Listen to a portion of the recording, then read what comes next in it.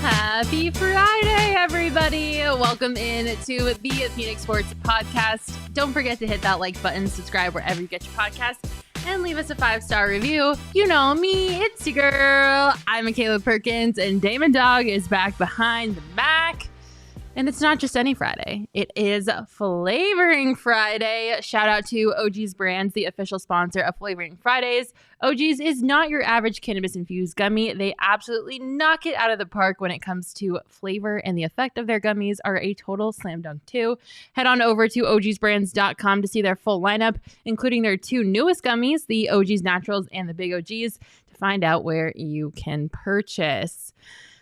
Hey guys, how's it going? I know it's a little bit later on Friday than what I normally come talk to you all at time-wise. I've been having a week from hell, actually like a month and a half from hell, to be honest. My car broke down. This was nothing related to the accident that I was in like 2 weeks ago. My check engine light was on, so I had to get my car fixed. I had to rely on my poor coworkers to drive me to work for the past like 3 days. So shout out to everyone at the office. I haven't heard about this. Who was the poor soul who got chosen for that job? Leah took me to the office and home on Wednesday. And then Shane took me to the office and Totri took me home on Thursday. So I've been pawning myself off on my poor coworkers to help me get around because my car has been out of commission. And finally this morning I got my car back, but I had to wait for them to finish up the repairs. So that is why we are coming to you live at 2:35 p.m. on a Friday instead of our normal morning time slot. But regardless, we're going to have a great time. Damon, we have some happy news for you to talk about because the Arizona Wildcats are Pac-12 regular season champions again. They have the most regular season, like they're the best team in the Pac-12 the most. Like they have the most regular season wins. We own this conference is really, I think, what you meant to say. We own the Pac-12, and in the final year of the Pac-12 existing, we continue to own it. Yeah, I got my Arizona basketball hoodie on right here. Wow, look at you. It seems only fair that the team that has won the most regular season championships, if you want to call it that, would win the last one of the Pac-12's existence. So shout out to the Wildcats. They beat UCLA last night, 88-65. That's the part that feels the best. Yeah, that it was against UCLA. Yeah, absolutely. They can, and all their fans can suck it, and then all they do all season long is talk about how they are our Super Bowl, when really it's just completely the other way around. Yeah, UCLA was treating that game like it was the last game that they'd ever see the Bruins play in their entire life last night. It was just absolutely bizarre. It was just another game for the Wildcats. Obviously, the Wildcats wanted to win that game, but UCLA was treating it like it was the last basketball game on the planet Earth. So I, of course, am not a big UCLA girly myself. I think their head coach is insane. There might be actually something wrong with him. Can't confirm or deny, but he scares me. And he's like 5'2". I am terrified of that man. So you mean Little Mickey? Yeah, Little Mickey scares the shit out of me. So I'm happy for the Wildcats. If there's going to be a team other than Arizona State that has to win something, I'm glad it's another Arizona team, which is a hot take, I know. But shout out to the Wildcats. They will now head to the Pac-12 tournament with the number 1 seed in the Pac-12, which is exciting. Their path to winning their 3rd consecutive Pac-12 championship is a little bit easier now. Will they do that? I think they will. I don't think there's a team in the Pac-12 that can hold a flame to the Wildcats at the moment. It'd be pretty shocking if Washington State could beat them 3 times, right? Yeah. There's no way. That would be insane. Other than that, I mean, I don't really know outside of Washington State who even comes close to nobody. Yeah. So Every other team in the Pac-12 is dog shit. So I believe it should be in the back. Which would be crazy. Has there ever been a team? I'm going to Google that because I should have Googled that before the show, but I'm going to Google it right now because we're running on fumes here. Remember, people, my car just destroyed my life for the past week and a half. Okay. Have any Pac-12 team won the championship 3 years in a row? I feel like that's a legitimate question, right? Are you talking about the tournament or are you talking about the tournament championship? Gotcha. Yeah. Yeah, I can do my research on that too. This is good podcasting. Right? Yeah, no. I don't think that's ever happened before. Men's basketball. I guess I should have clarified that. Because there are other teams in the Pac-12 besides just men's basketball. UCLA won the regular season last year? That's interesting. Did they? Yeah, I thought U of A won it, but... Oh, yeah, look at that. Dang. I don't think it's ever happened before in the Pac-12, which would be pretty crazy to see a team go back to back to back in the championship for their conference. So we might be witnessing history this upcoming Pac-12 tournament. I have the list of champions by year. U of A's won 2 in a row, obviously, going for 3. Mm-hmm. They won 2 in a row in 17, 18, 16, 17, and Oregon won before that, but they won 3 out of 4. So they've won 3 out of 4 before. Wow. But no one's ever won 3 in a row. Washington's won 2 in a row. That's crazy. Yep. So we will be witnessing history if the Arizona Wildcats can, in fact, win the Pac-12 championship and claim their 3rd consecutive Pac-12 championship title. That's kind of cool to know that we'll be potentially witnessing history. What is not cool, however, is the Arizona Coyotes and the absolute abysmal trade deadline that we just all had to suffer through. Before we talk about the Coyotes, though, I want to make sure that we at least have some happiness right off the top of this podcast because it's race weekend in the Valley. The Shriners Children's 500 NASCAR race is kicking off today with the championship on Sunday the 10th, and I am super stoked. I will be out there on Sunday, so if you're out at the race, come say hi. If you haven't gotten your tickets yet, you can still get tickets to the race. Make sure you do so now because this race weekend is going to be so much fun. It is my first time ever going to a NASCAR race, and I'm absolutely freaking stoked. I've been out to the Phoenix Raceway a couple times in the past, but there haven't been any races going on. I've just taken like a lap in a pace car and all that stuff. So I'm actually thrilled. Like, I'm so excited to see what it's actually like on race day, to hear the engines of the cars, to watch them turn left aggressively. Like, I am so in it. I cannot wait for this. The scenery is beautiful. It's right out in Tolleson at the foothills of the Estrella Mountains. The track is gorgeous. Like I said, there's going to be so many things to do for the kids. It's going to be a family fun weekend. Like I said, you can still get tickets. It's not too late. So make sure you head on over to PHNXraceway.com. You can get tickets for the whole family. You can get reserved grandstand tickets. They still have some reserved grandstand tickets still available, which is crazy. It is a bucket list item. If you are a sports fan, you have to get to a NASCAR race at least once in your life. Like, it's just something that you have to do if you call yourself a sports fan. So if you haven't gotten your tickets yet, do so now. Head on over to PHNXraceway.com. Grab your tickets. And like I said, if you're out there on the 10th, I will be there. So if you see me, come say hi. Give me a shout. I will come say hi to you. I'm super excited for my first NASCAR race. All right. Some other things that are not exciting. The Arizona Coyotes. The NHL Trade Deadline was today at 1 p.m. local time, and it has came and gone. So any more moves will no longer be happening. And the Coyotes didn't do a lot. We weren't expecting much from the Coyotes this trade deadline, as they are still severely non-competitive in the league in general. They were, however, sellers, and it was a buyer's market this year for the NHL. So kind of a good thing for the Coyotes. However, I don't think, in my opinion, this trade deadline shook out how the Coyotes were hoping it would. We'll go through the trades really quick. If you want to throw up the first one, we'll talk about Troy Stecher was traded to the Oilers along with a 2027 7th round pick, and the Coyotes got a 2027 4th round pick in return. So basically the Oilers got Troy Stecher and a 7th round pick, and the Coyotes got a 4th round pick in that same draft year. Then the Coyotes traded Matt Dumba, the defenseman Matt Dumba, and a 2025 7th round pick, and in return they got a 2027 5th round pick. So they took one of their 7th round picks in 2025 and upgraded it to a 5th round pick in 2027.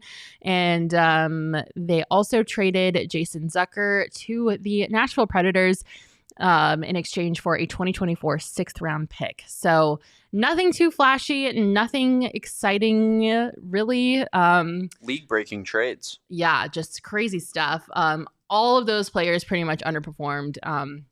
It was pretty obvious when the Coyotes signed Matt Dumba and Jason Zucker at the beginning of the year. It was in their intention to try to flip them for value before the trade deadline. So we knew that Dumba and Zucker weren't really going to be sticking around very long when those 2 initial signings were made.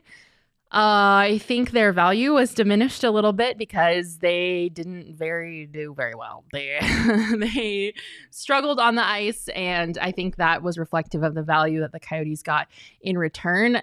Also, though, a big part of this is the Coyotes didn't retain any of those 3 players' salaries. So the Coyotes dumped all their salaries off on the other teams, which kind of made the value of the pick that they got in return go down. But if the priority for the Coyotes was saving money, which I'm sure it is at this point of the organization struggles, they were able to save money, and they basically just dumped off a bunch of salaries on the other teams who took on the full salary for all 3 of those players. And like I said, because the other teams took on their whole salary, the value of the draft picks that they got in return went down. However, the Arizona Coyotes have an asinine amount of draft capital. The Coyotes now own 42 total picks in the next 4 drafts. Arizona currently has 13 picks in the upcoming 2024 draft, 10 picks in 2025, and 10 picks again in 2026, with 9 picks in 2027. There are teams in the NHL that have 1 or 2 picks total. The Coyotes have 13 in this upcoming draft and then 10 more in 2 consecutive years after that. That is actually insane. There is not a single team in the NHL that has more draft capital than the Arizona Coyotes. I understand some frustrations that are surrounding this team. Who am I kidding me? The whole team is just a shit show, and it's all very frustrating.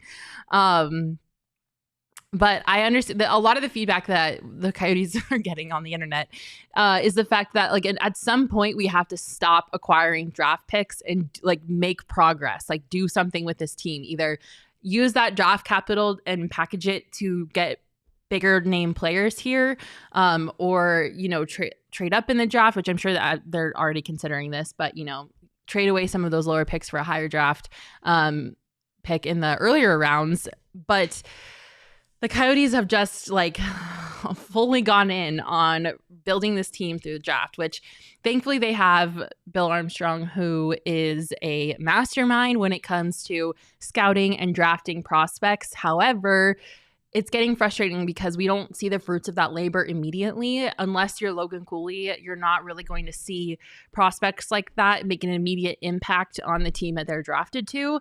So it's a waiting game, and it's a frustrating waiting game for sure.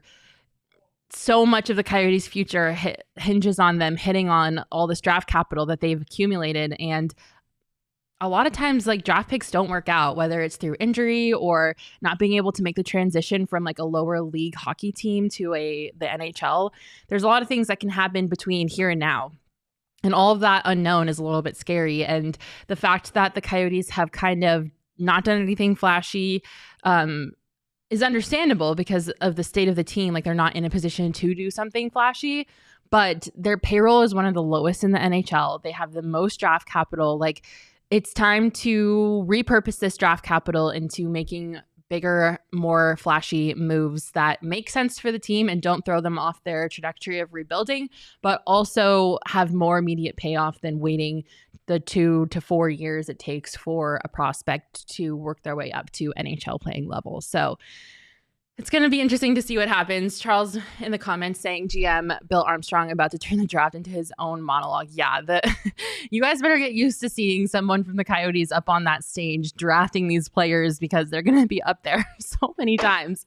Casual NHL fans that are at the draft are going to be in the stands like, what the fuck? The Coyotes are picking again? You're going to think Bill Armstrong's the commissioner of the league. They're going to think Bill Armstrong's the commissioner of the NHL or the Coyotes rigged it or something. So it'll be interesting to see what happens, but the trade deadline for the Coyotes is very anticlimactic. Like I said, we knew when they acquired at least two of those players that they were going to be flipped for something of value later on. However, that value definitely diminished through both their on-ice performance and the fact that the Coyotes did not want to retain any of their salary. It would be nice to have a competitive hockey team in the state of Arizona. I am a hockey girl through and through. If you know me, you knew where I grew up and you know how much I love hockey. So it's really frustrating for me to be a resident of the Valley and to not have a competitive hockey team. As much as I love the Coyotes organization, I don't know how Coyotes fans do it. I really don't. It is so frustrating witnessing whatever they are putting out on the ice week in and week out. But I digress. Enough about the Coyotes. We're going to quickly touch on the Phoenix Suns. This is going to be a quick episode today. The Suns are still the Suns. We have no clear indication of if this team is going to be a consistently good enough team to make it through the playoffs or if they're going to get to the playoffs and flop. Devin Booker is hurt again. The Suns can't win. The one win that they did have, however, is they beat the Denver Nuggets. Not the one win. There's been a couple, but the most important one as of late is they did beat the Denver Nuggets in overtime earlier this week. The game was incredible. Kevin Durant was just unbelievable. Watching him play basketball was just like jaw on the ground. That game was intense. They did emerge victorious and they did beat the Nuggets in overtime, which it always feels good to beat the Nuggets. If you're a Suns fan, you're not a Nuggets fan. I'm sorry, but the Nuggets I hate. Like on my list of teams I hate, it's Lakers number 1, Dallas Mavericks number 2, Denver Nuggets tied with the Mavs, but I hate Luka more than I hate the entirety of the Nuggets roster. So I guess the Nuggets get the edge. But it goes, I hate the Lakers the most, Dallas 2, Nuggets 3. So beating the Nuggets just always feels good. And I'm glad that they could at least get that victory on a notch for them. Benjamin Harris in the comments saying first round exit probably. Honestly, at this rate, I would not be shocked if that is indeed what happened to the Phoenix Suns because they have just had such an inconsistent season. They are still turning over the ball way too much. They are still falling apart in the fourth quarter. They still haven't been able to figure it out. This has been the thing the whole season. They have been too high at turnovers and they have fallen apart in the fourth quarter like clockwork. And that's just how it's been all year. And they haven't had an answer for it. Their head coach hasn't been able to figure it out or help them. So I wouldn't be surprised if it was a first round exit for them. Oh God. But one thing that came out of the game was really cool. There was a Suns fans on the sidelines who was sitting courtside. He was probably 10 to 12 years old max. And anytime that the Suns did something good, you could always see him at the bottom of the screen, popping up and freaking out and celebrating. I think we have a screenshot of him holding up a 3 after he watched Katie drain it. Yeah, there he is. If you watched that Nuggets game, you saw this kid on your screen because every time the Suns did something good, he was up cheering, bouncing around, high-fiving his friend who was wearing a jersey from Devin Booker's high school, which is really cool. But he was having the game of his life. It made me laugh because I knew as soon as the Suns did something good, I was going to see him pop up on my screen. He was just having the time of his life, and it was so cool to watch. It reminded me of the joy of what being a sports fan should be. And at the end of the game, actually, Bradley Beal went over to him and gave him his shoes and signed his shoes for him, which was so sick. I can't imagine receiving a signed pair of shoes from Bradley Beal, but it was so funny to watch that. And I'm so happy that that kid got Bradley Beal shoes because it was cool to watch. But speaking of the Suns, they are our game time game of the week. If you haven't been to a Suns game yet this season, you absolutely have to check them out. The Celtics are coming into town. Boo. And you can go to the game using the Game Time app. Tickets right now are about $140 for the cheapest ticket, which honestly is not that expensive considering you are watching two of the most storied franchises in the NBA. Definitely recommend going over to Game Time. Download the Game Time app. Use promo code PHNX. You'll get $20 off your first purchase. Terms apply. Again, create an account and redeem code PHNX for $20 off. Download Game Time today. Last minute tickets, lowest prices guaranteed. I hope the Suns are going to be able to develop some more consistency. Bradley Beal said it earlier this week. They're running out of time, and they know that they're running out of time. So at least they're aware of that, and hopefully they'll be able to turn it around quickly enough because the team that we saw playing the Denver Nuggets was a team that I think is a good team that can make a deep run in the playoffs. We've only seen flashes of that, though. There hasn't been enough consistency on the court to have full faith that the Phoenix Suns are going to be able to make a deep run in the playoffs. If they can play like they played against the Denver Nuggets this last week, I'm going to feel pretty good about it. But that is a huge if. And there's been nothing to instill faith in me that is what the Suns are going to be able to execute when it comes playoff time. Right now, they're 6th in the Western Conference. They're just behind the Pelicans. So they have a chance to slide up to that 5th spot. But still, it's not like they are doing anything to reassure us that a deep playoff run is in the horizon for Suns fans. So I guess we'll have to see if they can figure it out in time, but I have a bad feeling about it. I'm definitely on Benjamin's side. I'm a little nervous for the Suns, but time will only tell. All right, guys, that is going to do it for this episode of the Phoenix Sports Podcast. I know it was a quick one, but thanks for hanging out with me anyways.